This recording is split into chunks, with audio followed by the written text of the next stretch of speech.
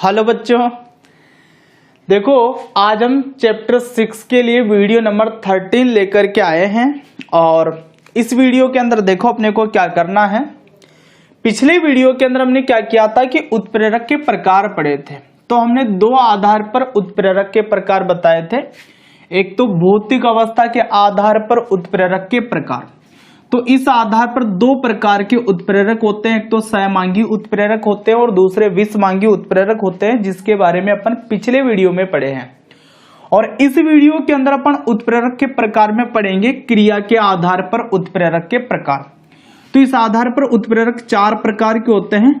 तो ये बात अपन इस वीडियो के अंदर पढ़ेंगे एक तो, और दूसरी बात की उत्प्रेरक के जो गुण हैं वो भी अपन इसी वीडियो के अंदर पढ़ेंगे। तो शुरू करते हैं अपन। तो आज आप टॉपिक लगाओगे क्रिया के आधार पर उत्प्रेरक के प्रकार।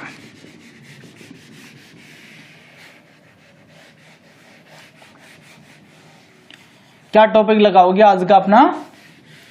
क्रिया के आधार पर उत्प्रेरक के प्रकार। तो मैं टॉपिक लगा लेता हूं, अपना दूसरा आधार है ये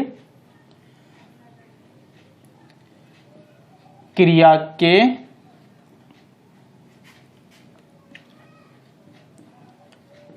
आधार पर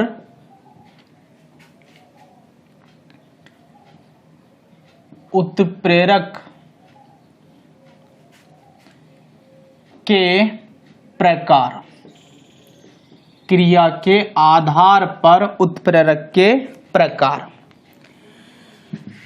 तो भाई देखो, क्रिया के आधार पर उत्प्रेरक के 4 प्रकार हैं। कितने प्रकार है?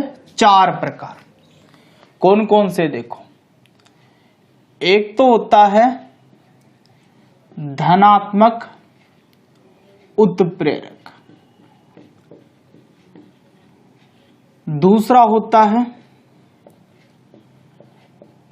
ऋणात्मक उत्प्रेरक,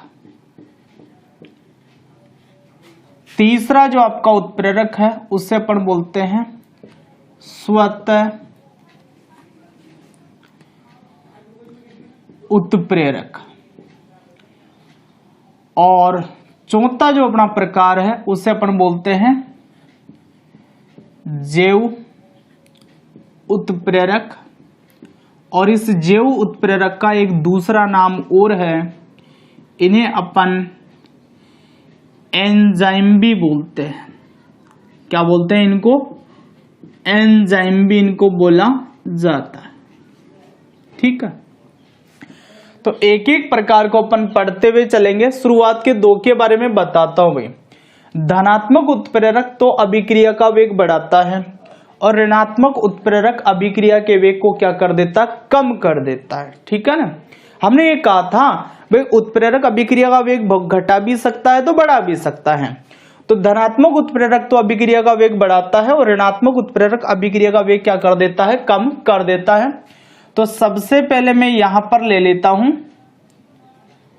धनात्मक उत्प्रेरक। तो धनात्मक उत्प्रेरक की डेफिनेशन आप क्या दोगे? ऐसा उत्प्रेरक जो अभिक्रिया के वेग को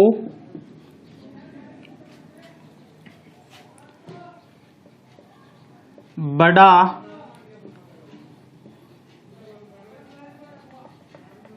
देता है, या बहुवचन में लेना चाहो तो ऐसा कर लो भाई, ऐसे उत्प्रेरक जो अभिक्रिया के वेग को बढ़ा देते हैं। धनात्मक उत्प्रेरक कहलाते हैं। धनात्मक उत्प्रेरक कहलाते हैं। अब कुछ उदाहरण देखते हैं भाई। तो देखो, पहला उदाहरण लेता हूं मैं। KClO3 पोटेशियम क्लोरेट है। इसको जब हम गर्म करते हैं तो ये KCl और O2 में अपघटित होता है। मैं इसको बैलेंस भी कर देता हूं, ठीक है, बैलेंस कर दिया मैंने इस समीकरण को। भाई देखो, ऑक्सीजन यहां पर 2 था और यहां पर 3 था, तो मैंने दोनों तरफ 6 कर दिए। यहां 3 लगा के 3 दूनी 6 और यहां पर 2 लगा के 3 दूनी 6। तो यह अभिक्रिया होती है धीमी गति से। हम इसके अंदर मैग्नीज डाइऑक्साइड डालते हैं MnO2। तो जैसे ही आप MnO2 डालोगे तो यह अभिक्रिया तेज गति से संपन्न होने लग जाएगी, यानी कि अभिक्रिया का वेग क्या हो जाएगा, बढ़ जाएगा। ठीक है, तो इस अभिक्रिया के अंदर ये जो MnO2 है ये कौन सा उत्प्रेरक है, धनात्मक उत्प्रेरक है, क्योंकि ये इस अभिक्रिया का वेग क्या कर देता है, बढ़ा देता है। दूसरा उदाहरण देखो, N2 plus H2 equal to NH3। ठीक है, ये डेल का निशान था, आपको बताया था पिछले वीडियो में। गर्म करने के लिए ये निशान काम में लिया जाता है। इसमें देखो आप समीकरण को बैलेंस करते पहले, हाइड्रोजन यहाँ 3 है और यहाँ कितने 2, तो यहाँ 3 लगा दूं मैं और यहाँ पर 2 लगा दूं, तो दोनों तरफ हाइड्रोजन 3 दूनी 6, इधर भी 3 दूनी 6। नाइट्रोजन देखो इधर 2 है और इधर भी 2 है। तो ये अभिक्रिया होती है, लेकिन जब अपनी इसके अंदर फेरस डाल देते हैं तो ये अभिक्रिया तेज गति से होने लग जाती है, यानी कि इस अभिक्रिया का वेग बढ़ जाता है। तो यहां पर ये जो फेरस है ये कौन सा उत्प्रेरक होता है, धनात्मक उत्प्रेरक होता है, क्योंकि ये इस अभिक्रिया का वेग क्या कर देता, बढ़ा देता है। ठीक है, ऐसे एक उदाहरण और देखो, ये आपके पास में वनस्पति तेल है और इस वनस्पति तेल का हाइड्रोजनीकरण करते हैं, यानी कि इसके साथ में हाइड्रोजन जोड़ते हैं। जब आप हाइड्रोजन जोड़ोगे तो आपको मिलेगा वनस्पति घी।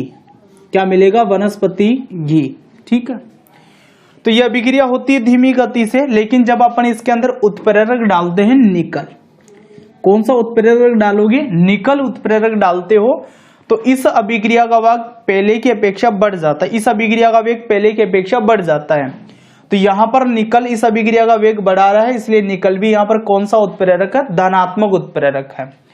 तो बात समझ में आ गई। धनात्मक उत्प्रेरक किसे बोलेंगे अपन, ऐसे उत्प्रेरक जो अभिक्रिया के वेग को बढ़ा देते हैं वो धनात्मक उत्प्रेरक कहलाते हैं। तो इन सारी अभिक्रियाओं में MnO2 धनात्मक उत्प्रेरक है, Fe धनात्मक उत्प्रेरक है और निकल भी क्या है, धनात्मक उत्प्रेरक है। तो वीडियो को पॉज करके नोट करो इन बातों को पहले।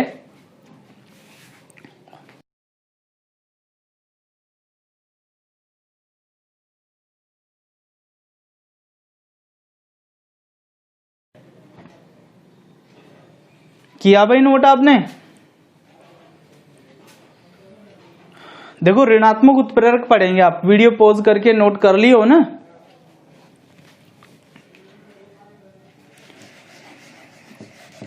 तो ऋणात्मक उत्प्रेरक क्या करेंगे, अभिक्रिया के वेग को कम कर देंगे।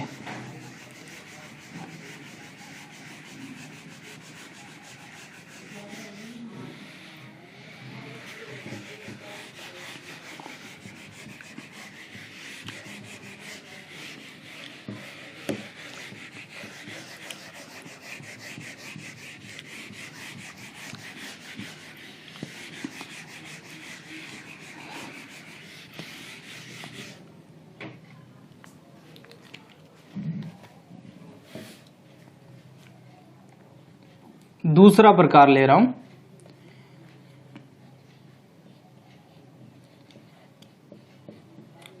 ऋणात्मक उत्प्रेरक। तो सीधी बात है, यह अभिक्रिया का वेग कम करेगा, तो अपन लिखेंगे ऐसे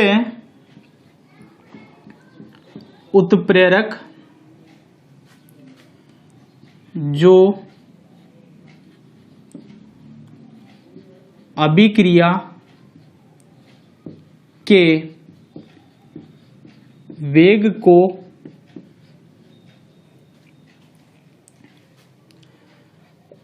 कम कर देते हैं,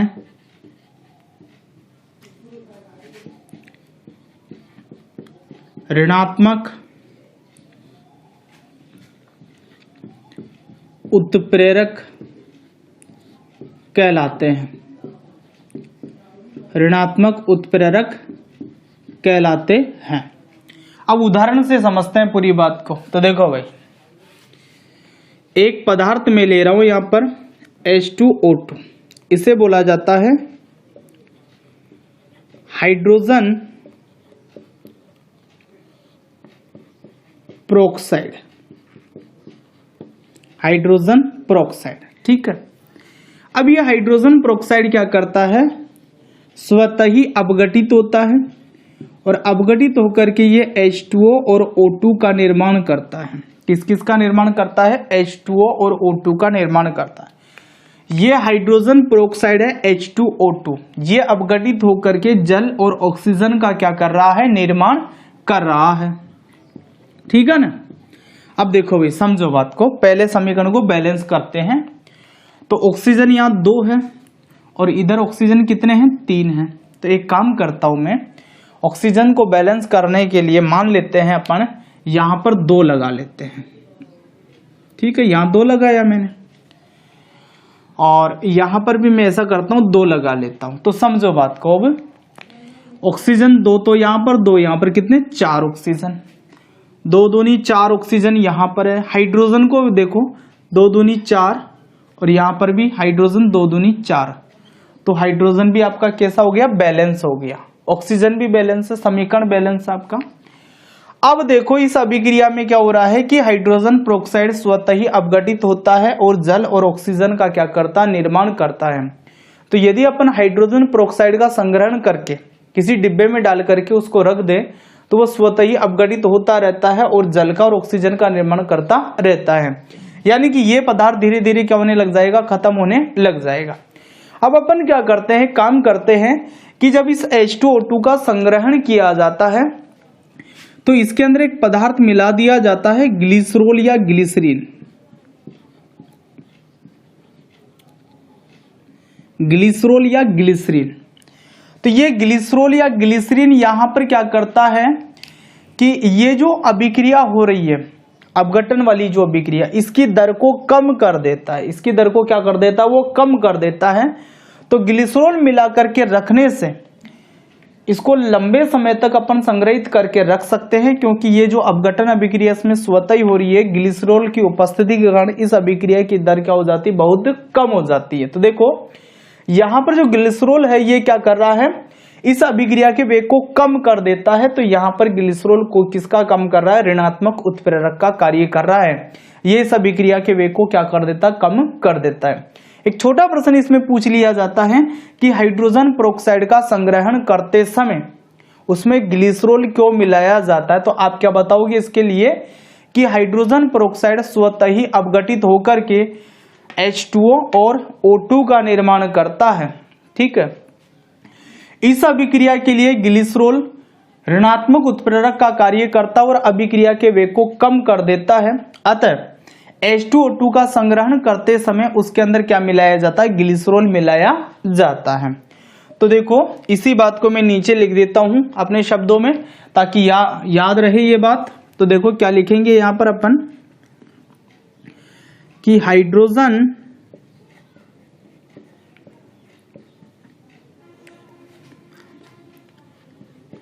पेरोक्साइड का संग्रहण करते समय इसमें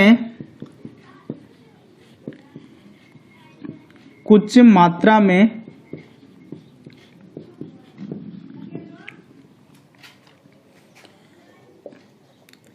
ग्लिसरॉल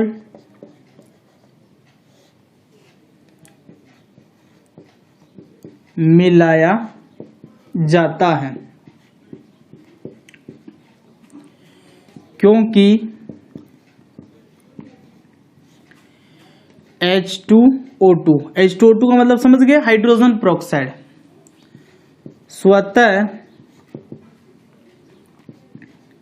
स्वतः ही H2O व O2 में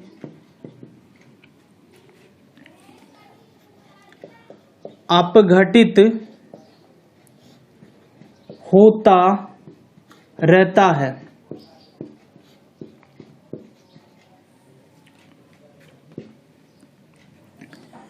इस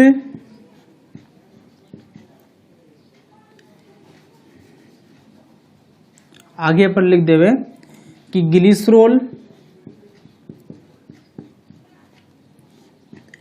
इस अभिक्रिया के वेग को कम कर देता है, अर्थात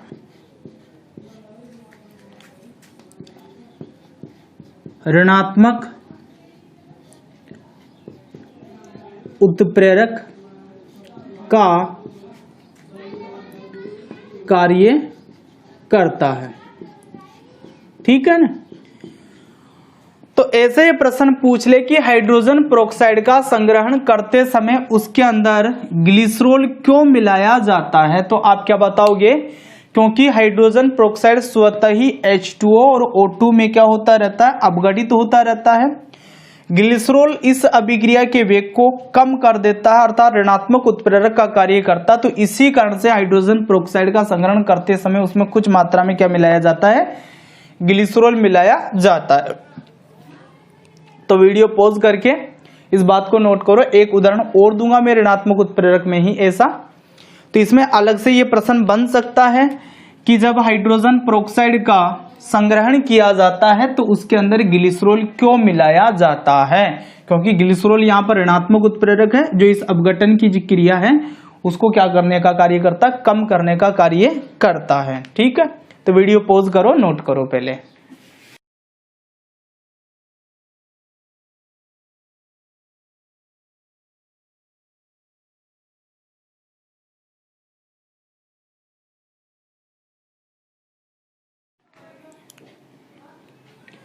ठीक है भाई, किया नोट? वीडियो पॉज करके।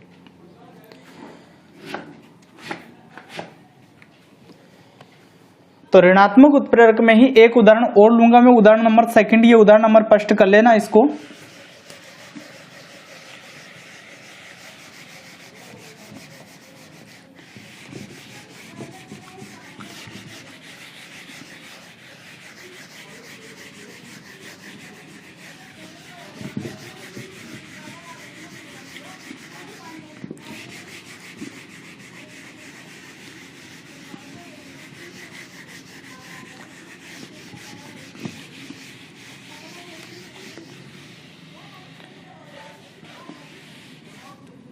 देखो भाई दूसरा उदाहरण देखो। तो यहां पर मैं एक गैस ले रहा हूं CHCl3। इस गैस को अपन बोलते हैं क्लोरोफॉर्म। गैस रूप में भी होता है ये और द्रव रूप में भी होता है क्लोरोफॉर्म। ठीक है। ये निश्चेतक के रूप में काम में लिया जाता है। किसी व्यक्ति को बेहोश करना हो तो ये पदार्थ उसको सुंघाया जाता है। ठीक है ना। ज्यादा मात्रा में सुंघा दोगे तो ये पदार्थ उस व्यक्ति की मृत्यु का कारण भी बन सकता है। तो ये क्लोरोफॉर्म है। ये क्या करता है, वायु में जब आप इसको खुला छोड़ते हो तो ये वायु से, वायुमंडल की जो वायु है या ऑक्सीजन है उससे अभिक्रिया करके एक गैस बनाता है COCl2। ठीक है। इस गैस को अपन बोलते हैं फोस्जीन गैस। Phosgene gas. और साथ में आपको क्या मिलेगा, HCl। क्या मिल जाएगा यहां पर आपको, HCl। एक बार समीकरण को देख लो ये बैलेंस है कि नहीं। तो देखो हाइड्रोजन यहां 1 है और इधर भी हाइड्रोजन कितना, 1। हाइड्रोजन बैलेंस आपका। कार्बन देखो इधर कितना, 1 और इधर भी कार्बन 1 ही है। क्लोरीन गैस को देखो कितने हैं, 3 और यहां पर भी क्लोरीन गैस कितने हैं, 3 ही हैं। ऑक्सीजन को देख लो, यहां पर ऑक्सीजन कितने हैं, 2, जबकि यहां ऑक्सीजन कितना, 1 ही है। तो ऑक्सीजन को बैलेंस करने के लिए मैं यहां पर लगा देता हूं 2। अब ऐसा करने से दोबारा चेक करना होगा सारी चीजों को। तो देखो कार्बन यहाँ कितने हो गए 2, तो यहां पर भी मैं कार्बन 2 करने के लिए यहाँ 2 लगा लेता हूं। ठीक है, कार्बन भी 2 हो गए। अब और चीजों को भी देख लो, हाइड्रोजन 2 है यहाँ पर और उधर हाइड्रोजन कितना है, 1 ही है। तो हाइड्रोजन को 2 करने के लिए यहाँ पर भी कितना लगाएंगे, 2 लगा देंगे। ठीक है, क्लोरीन को देख लो, 3 दूनी 6, तो 4 तो यहाँ पर है क्लोरीन और 2 यहाँ पर 6। एक बार दोबारा और चेक कर लेते हैं। तो देखो कार्बन इधर 2 है, इधर 2 है कार्बन, कार्बन बराबर। हाइड्रोजन देखो 2 है इधर और इधर भी हाइड्रोजन 2 है, हाइड्रोजन भी बराबर। क्लोरीन को देखो 3 दूनी 6, 2 दूनी 4 तो यहाँ पर और 2 यहाँ पर 6 क्लोरीन। ऑक्सीजन को देखो यहाँ पर कितने 2 और इधर भी ऑक्सीजन 2। तो देखो भाई, इसे आप क्लोरोफॉर्म बोलते हो और ये यहाँ पर जो गैस बनी है इसको फॉस्जीन गैस बोला जाता है। ये एक विषैली गैस होती है। कैसी गैस होती है, ये एक विषैली गैस होती है। ठीक है, अब देखो जब क्लोरोफॉर्म को हम कहीं पर भी रखते हैं या वायु में खुला रखते हैं तो ये वायु की जो ऑक्सीजन है उससे अभिक्रिया करके विषैली गैस फॉस्जीन का निर्माण करता रहता है। ठीक है, तो हम इस रिएक्शन को रोकने के लिए क्या करते हैं, इसके अंदर कुछ मात्रा में एथेनॉल मिलाते हैं, C2H5OH एथेनॉल। ठीक है, ये एथेनॉल क्या करता है, इस अभिक्रिया के वेग को कम करता है, यानी कि किसका कार्य करेगा, ऋणात्मक उत्प्रेरक का कार्य करेगा। तो एक प्रश्न कई बार आ जाता है कि क्लोरोफॉर्म को संग्रहित रखने के लिए या वायु में खुला छोड़ते वक्त उसमें एथेनॉल क्यों मिलाया जाता है। तो आप क्या बताओगे कि एथेनॉल को जब वायु में खुला छोड़ा जाता है तो वो वायु की ऑक्सीजन से अभिक्रिया करके विषैली गैस फॉस्जीन का निर्माण करता है।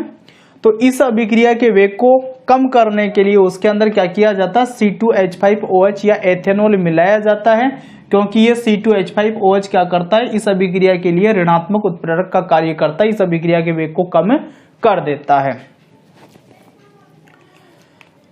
तो यहां पर अपन लिख देते हैं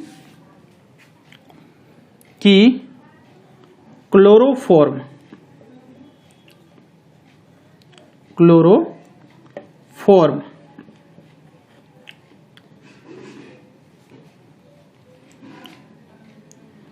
को वायु में खुला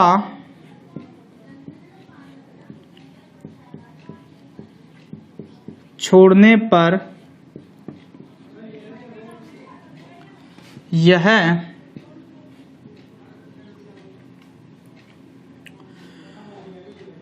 वायु की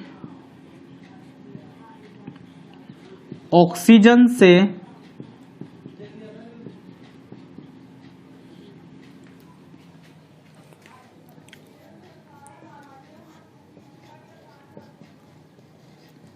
अभिक्रिया करके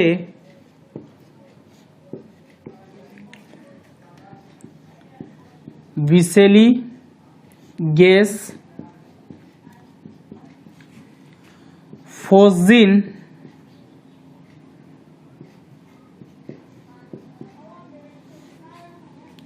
बनाता है।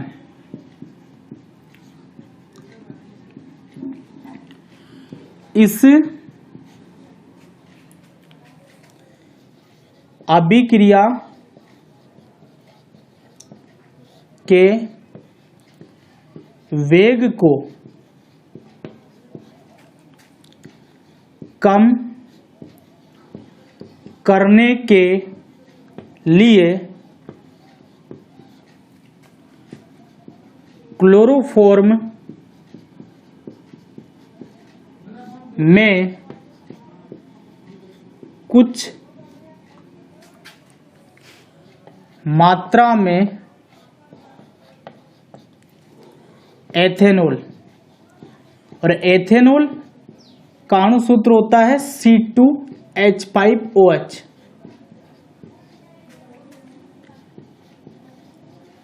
मिलाया जाता है,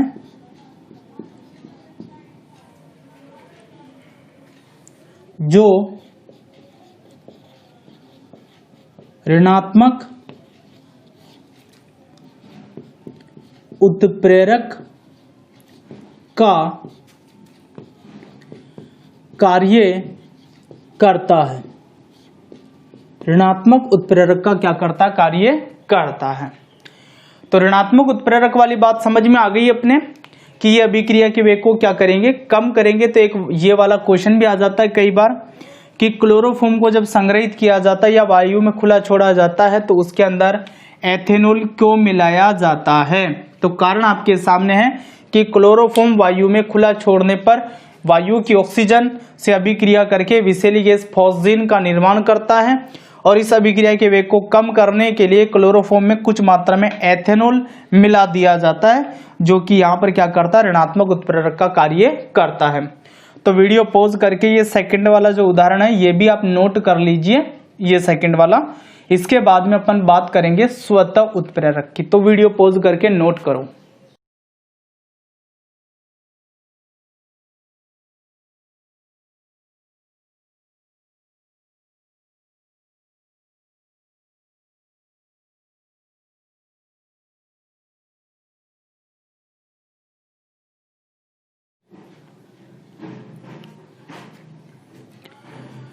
ठीक है भाई, किया नोट आपने?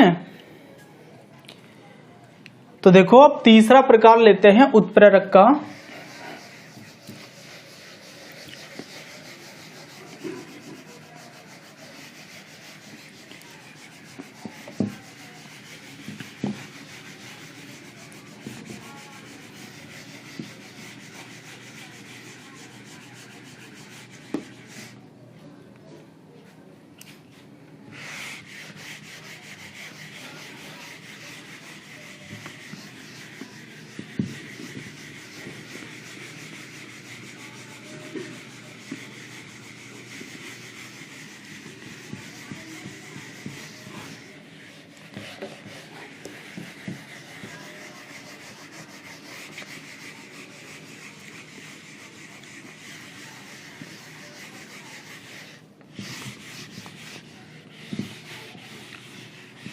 तीसरा प्रकार है स्वतः उत्प्रेरक।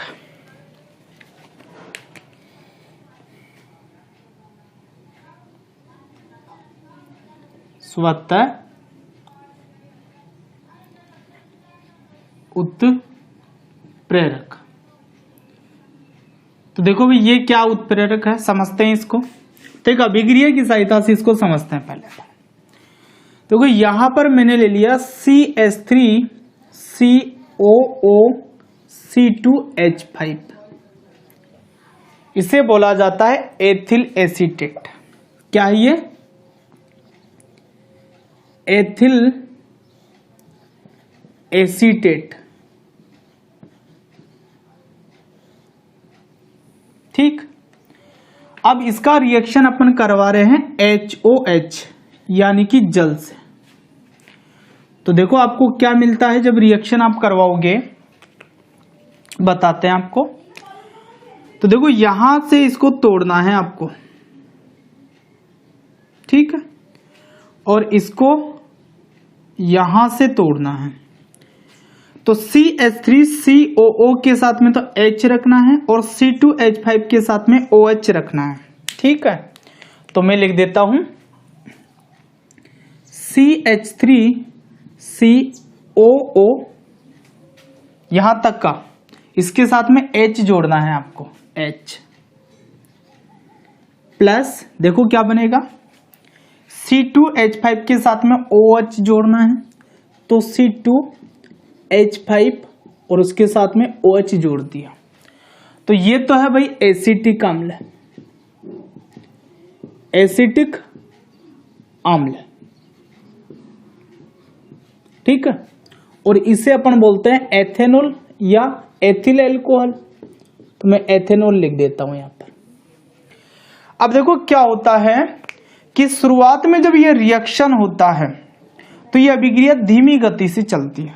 ये दोनों क्रियाकारक शुरुआत में जब अभिक्रिया करते हैं तो धीमी गति से ये रिएक्शन होता है, लेकिन जैसे ही ये एसिटिक अम्ल बनता है उत्पाद के रूप में, तो ये उत्पाद क्या करता है, इस अभिक्रिया के वेग को बढ़ा देता है।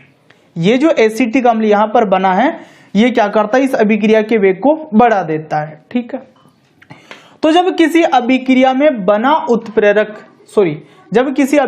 बना उत्पाद उत्प्रेरक का कार्य करे या अभिक्रिया के वेग को बढ़ा दे तो ऐसा उत्प्रेरक कहलाता है स्वतः उत्प्रेरक। जब किसी अभिक्रिया में बना उत्पाद ही अभिक्रिया के वेग को बढ़ा देता है तो वो उत्प्रेरक क्या कहलाता है, स्वतः उत्प्रेरक कहलाता है। ठीक है, तो यहां पर उत्प्रेरक का काम कौन करेगा, CH3COOH। तो इसको यहां पर मैं ऊपर भी लिख देता हूं CH3COOH। यही यहां पर क्या है, उत्प्रेरक है, जिसे अपन क्या बोलेंगे, स्वतः उत्प्रेरक। ठीक है ना। तो शुरुआत में यह अभिक्रिया धीमी गति से होगी, लेकिन जैसे ये उत्पाद बनेगा तो यह अभिक्रिया तेज गति से संपन्न होने लग जाएगी, क्योंकि इस अभिक्रिया में बना ये उत्पाद ही इस अभिक्रिया के वेग को क्या कर देगा, बढ़ा देगा। तो समझ में आ गया स्वतः उत्प्रेरक किसे बोलेंगे अपन। तो देखो कैसे बोलेंगे कि जब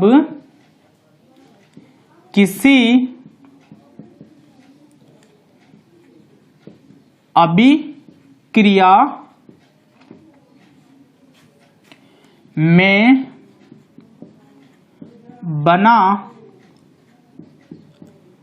उत्पाद ही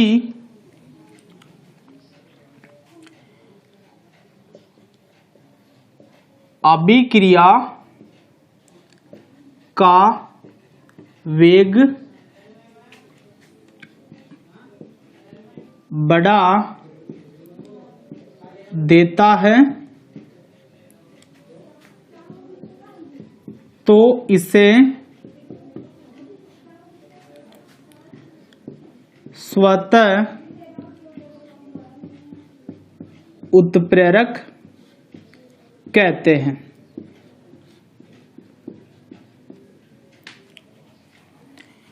जैसे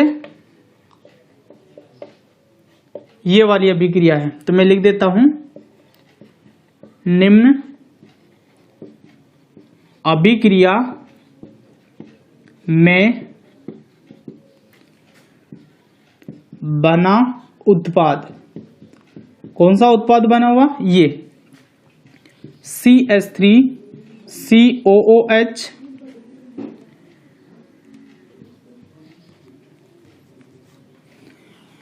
निम्न अभिक्रिया में बना उत्पाद CH3COOH इस अभिक्रिया के वेग को बढ़ा देता है, अतः इस अभिक्रिया के लिए CH3COOH क्या है, स्वतः उत्प्रेरक है, स्वतः उत्प्रेरक है। तो वीडियो पॉज करके आप ये बात नोट कीजिए, फिर उसके बाद में लास्ट वाला जो प्रकार अपना बचा हुआ है उसकी बात करेंगे, जैव उत्प्रेरक या एंजाइम की। तो वीडियो पॉज करके आप नोट करो ये बात।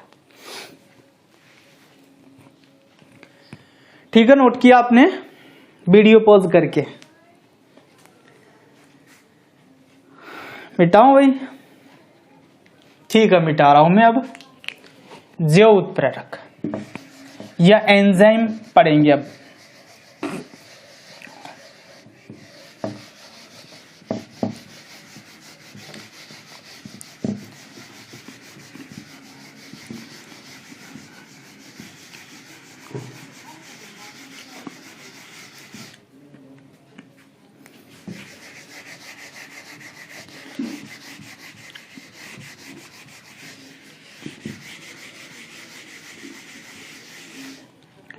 तो भाई अब अपन लेते हैं चौथा प्रकार का उत्प्रेरक, जिसे हम बोलते हैं जैव उत्प्रेरक। और जैव उत्प्रेरक का ही दूसरा नाम है एंजाइम। ठीक है, तो देखो सजीवों के शरीर के अंदर जो रासायनिक अभिक्रियाएं चलती है ना, उनको अपन बोलते हैं जैव रासायनिक अभिक्रिया। क्या बोलते हैं? जैव रासायनिक अभिक्रिया। जो सजीवों के शरीर में चलने वाली अभिक्रियाएं होती है उनको बोला जाता है जैव रासायनिक अभिक्रिया। तो इन जैव रासायनिक अभिक्रियाओं के वेग को बढ़ाने वाले जो पदार्थ है उन्हें अपन बोलेंगे जैव उत्प्रेरक या एंजाइम।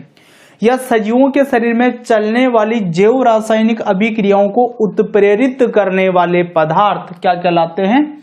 जैव उत्प्रेरक या एंजाइम कहलाते हैं। जैसे चैप्टर 2 के अंदर आपने बहुत सारी अभिक्रियाएं पढ़ रखी है इस तरीके की, पाचन की क्रियाविधि में, है ना। तो वहां पर बहुत सारे एंजाइम आपने याद भी किए होंगे, जैसे टाइलिन एंजाइम था, माल्टेज एंजाइम था, सुक्रेज एंजाइम था, पेप्सिन एंजाइम था, ट्रिप्सिनोजन एंजाइम था। कुछ उदाहरण यहाँ पर मैं अभी आपको बताऊंगा उनमें से। तो देखो पहले तो इसकी परिभाषा लिख लेते हैं अपन। क्या लिखेंगे परिभाषा में? कि सजीवों के शरीर में चलने वाली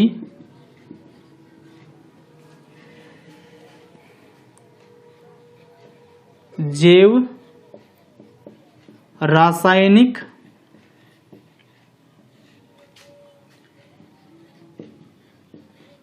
अभिक्रियाओं को उत्प्रेरित करने वाले पदार्थों को जैव उत्प्रेरक या एंजाइम कहते हैं। एंजाइम कहते हैं। ठीक है, उदाहरण देखो भाई इसके। तो एक उदाहरण जो नया है आपके लिए वो बताता हूं पहले। NH2CONH2 इसे बोला जाता है यूरिया, और इसकी अभिक्रिया हम करवा रहे हैं HOH से, यानी कि जल से। ठीक है ना। ये जो पदार्थ है इसको क्या बोला जाता है? यूरिया बोला जाता है, NH2CONH2। और इसकी अभिक्रिया हम किससे करवा रहे हैं? HOH यानी कि जल से। तो भाई ये अभिक्रिया जो होती है इसको पहले अपन समझने की कोशिश करते हैं। तो यहां से इसको तोड़ो, ठीक है, और इसको भी ऐसे तोड़ लो। तोड़ लिया आपने। अब ये हाइड्रोजन इस NH2 के साथ जोड़ दो तो क्या हो जाएगा? NH3 हो जाएगा। और ये हाइड्रोजन इधर वाले NH2 के साथ में जोड़ दो तो क्या हो जाएगा? NH3 हो जाएगा। तो आपके मिल जाएंगे दो तो NH3, दो अणु तो आपको मिल जाएंगे NH3 यानी कि अमोनिया गैस के। भाई देखो ये एक हाइड्रोजन इसके साथ चिपकाया आपने तो NH3 हो गया ये, और एक हाइड्रोजन इसके साथ में चिपकाया तो NH3 हो गया ये। तो दो तो NH3 आपको मिल गए। अब यहाँ है CO, इस CO के साथ में एक O और जोड़ दो तो क्या मिल जाएगा आपको? CO2 मिल जाएगा, यानी कि कार्बन डाइऑक्साइड गैस। तो ये अभिक्रिया हो रही है सब सजीवों के शरीर में, ये अभिक्रिया होती है। तो ये अभिक्रिया एक एंजाइम है, एक जैव उत्प्रेरक है यूरिएज। यूरिएज इसकी उपस्थिति में होती है। तो यहां पर जैव उत्प्रेरक या एंजाइम कौन है? यूरिएज एंजाइम है। कौन सा है? Urease enzyme. ठीक है, यूरिएज एंजाइम। तो यहां पर यही उत्प्रेरक है। दूसरा उदाहरण देखते हैं। तो यहां पर मैं उदाहरण ले लेता हूं माल्टोज, जो कि एक शर्करा है। इसका अपघटन होता है किसमें होता है? Glucose plus glucose. माल्टोज का एक अणु है, उसका जब अपघटन किया जाता है तो ग्लूकोज के दो अणु हमें प्राप्त होता है। तो यहां पर भी एक एंजाइम काम आता है, एक जैव उत्प्रेरक काम आता है जिसे बोला जाता है माल्टेज एंजाइम। क्या बोला जाता है? माल्टेज एंजाइम बोला जाता है। एक उदाहरण और ले लेता हूं मैं यहां पर। यह है मेरे पास में सुक्रोज, सुक्रोज है, इसका भी अपघटन होता है और जब इसका अपघटन होता है तो हमें मिलता है ग्लूकोज और फ्रक्टोज, ग्लूकोज और फ्रक्टोज। तो ये अभिक्रिया भी एक एंजाइम की उपस्थिति में होती है। यहां पर एंजाइम का नाम होता है सुक्रेज। कौन सा एंजाइम है? सुक्रेज एंजाइम, ठीक है ना। तो ये सुक्रेज यहां पर जैव उत्प्रेरक या एंजाइम का कार्य कर रहा है। तो ऐसी बहुत सी और अभिक्रियाएं अपने चैप्टर 2 के अंदर जब भोजन का पाचन किया है वहां पर पढ़ रखी है। तो वो जितनी भी अभिक्रियाएं आपने वहां पर पढ़ी है, चाहे प्रोटीन का पाचन हुआ हो, चाहे वसा का पाचन हुआ हो, या किसी भी प्रकार के कार्बोहाइड्रेट का पाचन हुआ हो, वहां सब एंजाइमों की उपस्थिति में होती है सारी अभिक्रियाएं। तो वो सारे उदाहरण आप यहां पर दे सकते हो। तो जैव उत्प्रेरक या एंजाइम का मतलब समझ में आ गया आपने कि सजीवों के शरीर में भी बहुत सारी रासायनिक अभिक्रियाएं चलती है जिन्हें जैव रासायनिक अभिक्रियाएं बोलते हैं।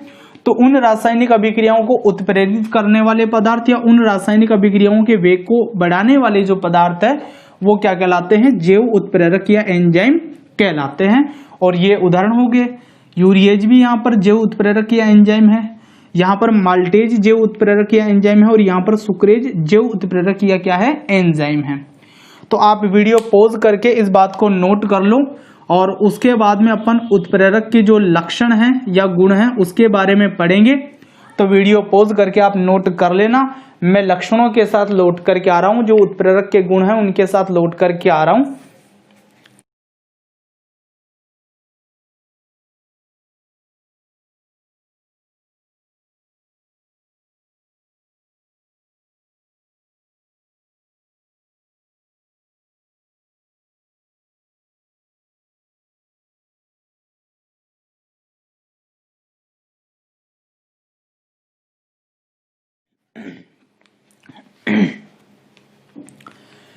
तो अब आप देखो उत्प्रेरक के गुण।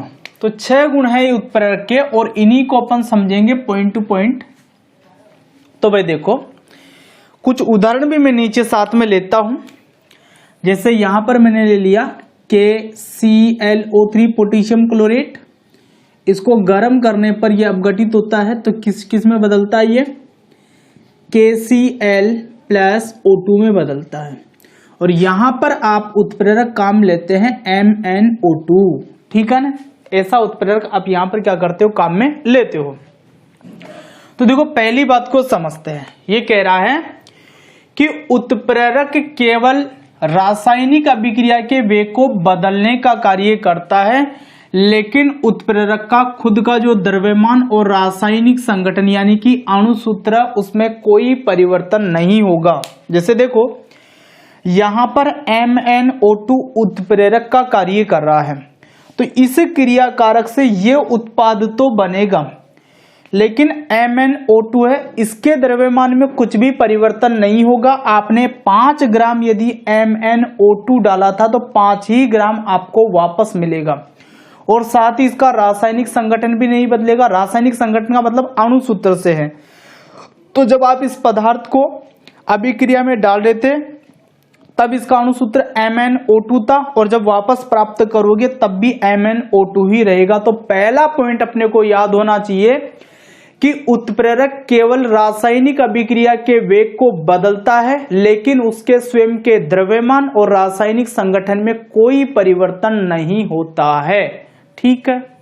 दूसरा देखो, उत्प्रेरक की अल्प मात्रा ही अभिक्रिया के वेग को परिवर्तित करने के लिए पर्याप्त होती है। जैसे मैं यहां पर बात करता हूं, मान लीजिए आपने 5 किलोग्राम पोटेशियम क्लोरेट लिया। तो ऐसा नहीं है भाई 5 किलोग्राम आप पोटेशियम क्लोरेट ले रहे हो तो इसको उत्प्रेरित करने के लिए आपको MnO2 की मात्रा भी बढ़ानी पड़ेगी। इसकी जो अल्प मात्रा है ना वो ही पर्याप्त है इस अभिक्रिया को उत्प्रेरित करने के लिए। ये पहले आपने 5 ग्राम लिया था, अब भी आप 5 ग्राम से ही काम चलाना चाहो तो चल जाएगा आपका काम, ठीक है ना। ऐसा नहीं है भाई आप क्रियाकारक की मात्रा बढ़ा रहे हो तो उत्प्रेरक की मात्रा भी आपको बढ़ानी पड़ेगी, ऐसा नहीं है। तो उत्प्रेरक की अल्प मात्रा ही अभिक्रिया को उत्प्रेरित करने के लिए क्या होती है, पर्याप्त होती है। तो दूसरा पॉइंट अपने को याद रखना है कि उत्प्रेरक की अल्प मात्रा ही अभिक्रिया के वेग परिवर्तन के लिए क्या होती है, पर्याप्त होती है, ठीक है। तीसरी चीज देखो, एक रिएक्शन और लिखता हूं मैं यहां पर, देखो भाई यहां पर मैं ले लेता हूं वनस्पति तेल, ठीक है।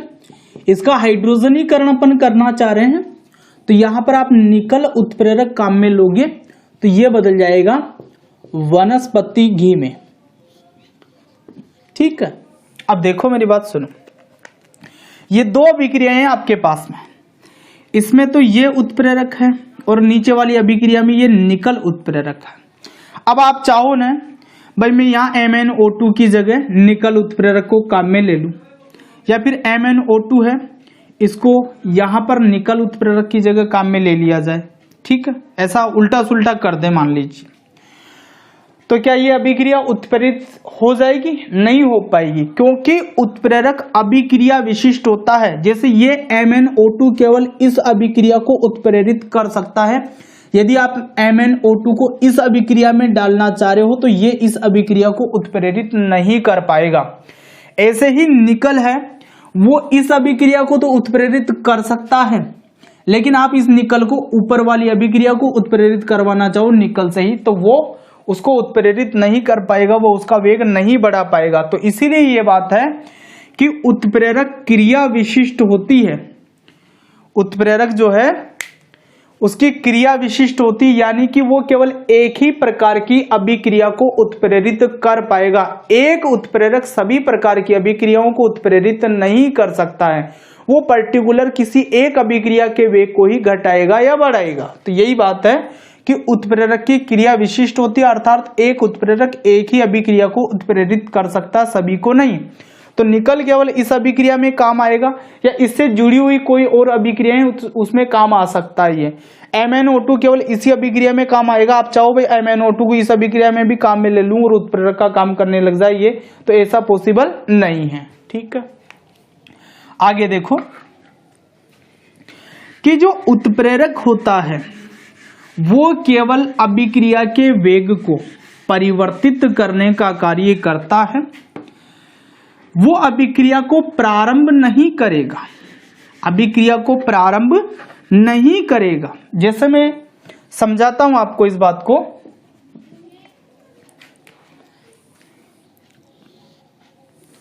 ये पोटेशियम क्लोरेट है, इसको जब हम गर्म करते हैं तो ये KCl और O2 के अंदर क्या होता है, अपघटित होता है। यहां उत्प्रेरक नहीं काम में लिया मैंने अभी, तो क्या ये अभिक्रिया शुरू ही नहीं होगी? क्या होगी शुरू तो, ठीक है ना।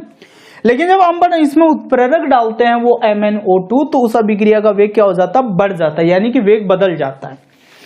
तो बात यही है भाई कि उत्प्रेरक केवल क्या करता है, अभिक्रिया के वेग को परिवर्तित करने का कार्य करता है। ये अभिक्रिया को प्रारंभ नहीं करेंगे, इनकी अनुपस्थिति में भी अभिक्रिया होगी, बस वेग अलग रहेगा। जैसे यहां पर यह अभिक्रिया बिना उत्प्रेरक के करवाओगे तो धीमी धीमी गति से होगी, और जैसे ही हम इसके अंदर उत्प्रेरक डालते हैं MnO2 तो यह अभिक्रिया तेज गति से संपन्न होने लग जाती है। तो उत्प्रेरक केवल अभिक्रिया के वेग को क्या करते हैं, परिवर्तित करते हैं, अभिक्रिया को प्रारंभ करने का कार्य नहीं करेंगे। जो पहले से अभिक्रिया होती है उसी का वेग ये बदलने का कार्य करेंगे, उसी का वेग घटाएंगे या बढ़ाएंगे। बात समझ में आ गई? चलो नेक्स्ट पॉइंट देखते हैं।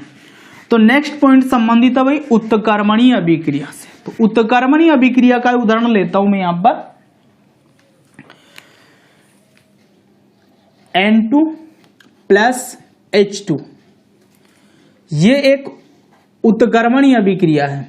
बंद पात्र में इसको करवाना होगा हमें, तो यहां पर आपको मिलता है NH3, ठीक है ना। ये गैस है, ये भी गैस होता है, और ये भी गैस होता है। ठीक है, यहां पर निकल उत्प्रेरक होता है। इसके अलावा और भी कंडीशन है। 200 एटीएम यहां पर दाब होना चाहिए और 773 केल्विन 773 केल्विन तापमान होना चाहिए। 500 डिग्री सेल्सियस या 773 केल्विन तापमान। ठीक है, समीकरण को बैलेंस भी कर देता हूं मैं। अब देखो भाई, इस अभिक्रिया को यदि अपन बंद पात्र में करवाते हैं तो ये कौन सी अभिक्रिया होती है? उत्कर्मणीय अभिक्रिया होती है। कौन सी अभिक्रिया? उत्कर्मणीय अभिक्रिया। उत्कर्मणीय अभिक्रिया का मतलब है कि ये क्रियाकारक आपस में अभिक्रिया करके उत्पाद बनाएंगे और इसी परिस्थिति में ये उत्पाद भी वापस अभिक्रिया करके क्या कर लेंगे? क्रियाकारक का निर्माण कर लेंगे। तो देखो भाई, एक अभिक्रिया तो इसमें यह होती है कि क्रिया कारक है, उससे बनता है उत्पाद। क्या बनता है? उत्पाद। अभिक्रिया की ये जो दिशा है, ये वाली दिशा बोलेंगे उसको। तो इस दिशा को तो आप बोलते हो अग्र दिशा या अग्र अभिक्रिया बोल दो इसको तो। ठीक है ना। और उत्पाद से वापस क्रियाकारक बनेंगे। तो यहां पर मैं लिख देता हूं उत्पाद, और इधर क्या बन रहे हैं? वापस क्रियाकारक बन रहे हैं, क्रियाकारक। तो ये जो अभिक्रिया है या अभिक्रिया की ये जो दिशा है, इसे अपन बोलते हैं प्रतीप दिशा या प्रतीप अभिक्रिया। भाई देखो, उत्कर्मणीय अभिक्रिया वो अभिक्रिया है जिसके अंदर क्रियाकारक आपस में अभिक्रिया करके उत्पाद बनाए और उसी परिस्थिति में ये उत्पाद भी वापस अभिक्रिया करके क्या कर ले? क्रियाकारक बना ले। ठीक है, तो क्रियाकारक आपस में अभिक्रिया करके उत्पाद बनाएंगे। अभिक्रिया की वो दिशा अग्र दिशा मानी जाएगी या उसको अग्र अभिक्रिया भी अपन बोल सकते हैं। और उत्पाद वापस अभिक्रिया करके क्रियाकारक बना रहे हैं तो अभिक्रिया की ये दिशा प्रतीप दिशा मानी जाएगी या प्रतीप अभिक्रिया मानी जाएगी। तो देखो, उत्कर्मणीय अभिक्रिया में क्या होता है कि जो उत्प्रेरक होता है वो अग्र और प्रतीप दोनों अभिक्रियाओं के वेग को समान रूप से क्या करता है? प्रभावित करता है। यानी कि इधर वाले क्रियाकारक जितनी तेज गति से अभिक्रिया करके उत्पाद बनाएंगे, ये उत्पाद भी उतनी ही तेज गति से वापस अभिक्रिया करके क्या कर लेंगे? क्रियाकारक बना लेंगे। तो एक तो अग्र अभिक्रिया, दूसरी प्रतीप अभिक्रिया है। तो ये जो निकल उत्प्रेरक है, ये दोनों ही अभिक्रियाओं को समान रूप से उत्प्रेरित करेगा। दोनों का वेग बढ़ाएगा तो समान रूप से बढ़ाएगा और दोनों का वेग घटाएगा तो समान रूप से घटाएगा। दोनों अभिक्रियाओं में ये भेदभाव नहीं करेगा। जितनी यह अग्र अभिक्रिया को बढ़ा रहा है उतनी ही प्रतीप अभिक्रिया को बढ़ाएगा, या जितनी ये अग्र अभिक्रिया को घटाएगा उतना ही ये प्रतीप अभिक्रिया को भी क्या करेगा? घटाएगा। तो उत्प्रेरक उत्कर्मणीय अभिक्रिया में अग्र और प्रतीप दोनों अभिक्रियाओं के वेग को क्या करता है? समान रूप से प्रभावित करता है। यानी कि जितना अग्र अभिक्रिया का वेग बढ़ाएगा उतना ही प्रतीप अभिक्रिया का वेग बढ़ाएगा, या फिर जितना अग्र अभिक्रिया का वेग घटाएगा उतना ही प्रतीप अभिक्रिया का वेग भी क्या करेगा? घटाएगा। बात समझ में आ गई है। छठी चीज देखो एक और, कि जो उत्प्रेरक होते हैं वो एक निश्चित तापमान पर ही अत्यधिक क्रियाशील होते हैं। जैसे देखो, मेरी बात सुनो, यहां पर ये निकल उत्प्रेरक है और इसके साथ में एक तापमान भी है 773 केल्विन। तो इस 773 केल्विन पर यह निकल उत्प्रेरक अत्यधिक क्रियाशील होता है। यदि इस तापमान से कम तापमान या अधिक तापमान करें तो इस निकल उत्प्रेरक की क्रियाशीलता प्रभावित होगी, इसकी क्रियाशीलता कम हो जाएगी। इसकी क्रियाशीलता क्या हो जाएगी? कम हो जाएगी। तो यही बात है यहाँ पर कि उत्प्रेरक एक निश्चित तापमान पर ही अत्यधिक क्रियाशील होता है। एक फिक्स तापमान पर बहुत ज्यादा क्रियाशील होते हैं, उस तापमान से कम या ज्यादा तापमान करोगे तो इनकी क्रियाशीलता प्रभावित होगी, क्रियाशीलता कम हो जाएगी। तो इस तरीके से उत्प्रेरक के ये 6 गुण हैं। आशा करता हूं आपको बात समझ में आ गई होगी। ये 6 के 6 पॉइंट आपको याद हो जाने चाहिए। वैसे इसमें से प्रश्न बहुत कम आता है, उत्प्रेरक के गुण पूछने के चांसेस बहुत कम होते हैं। फिर भी आप इसको एक बार दोहरा लेना, याद कर लेना। तो वीडियो पॉज करके पहले आप ये गुण नोट कर लो, इसके उत्प्रेरक के गुण।